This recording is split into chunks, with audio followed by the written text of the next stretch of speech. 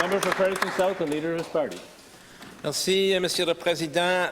Statistique Canada a publié ces chiffres de mortalité pour le Nouveau-Brunswick, selon lesquels 9 288 personnes sont décédées dans la province en 2022, ce qui en fait l'année la plus fatale jamais enregistrée au Nouveau-Brunswick, jamais enregistrée.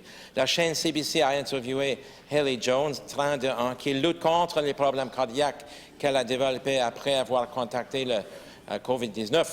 Elle se dit déçue que la province ne tire pas la sonnette d'alarme au sujet de la hausse du nombre de décès dans la province afin d'inciter les gens à être plus prudents. Monsieur le Président, le ministre de la Santé, peut-il dire pourquoi il ne tire pas la sonnette d'alarme au sujet de l'augmentation du nombre de décès dans la province? Minister of Health. Thank you very much, Mr. Speaker. It's very, very clear that this is a concern, but I want to remind the member across the way that when Stats Canada released that information, they said it was provisional. It was provisional. And last year, there were a number of news stories published about how the same situation arose, and however, when the data was analyzed and correlated and finalized, then the figures were much closer to a typical year. And so, Mr. Speaker, once again, Stats Canada has released information that's of a preliminary nature, and there's still some work to do.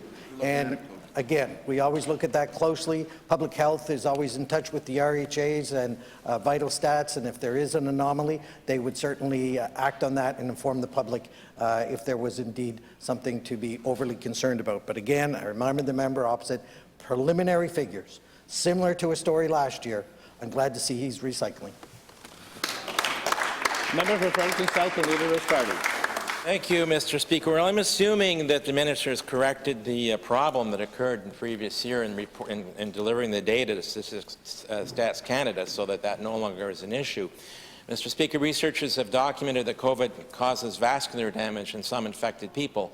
Colin Furness, an infection control epidemiologist at the U of T, contends provinces like New Brunswick need to study deaths from strokes and heart attacks, not just COVID deaths, to understand the virus's full body count. I'm certainly New Brunswickers want to know what is causing the high death rate in our province. Without a public inquiry, that information is unlikely to ever emerge from Fortress Higgs. Given the high rate of COVID deaths in New Brunswick to begin with and the dramatic increase in overall deaths in our province, will the minister initiate a public inquiry to get to the bottom of this? Minister of Health. Thank you very much. Once again, Mr. Speaker, as you remember last year, the data was in a preliminary form when it was initially released with the notice that it was subject to change.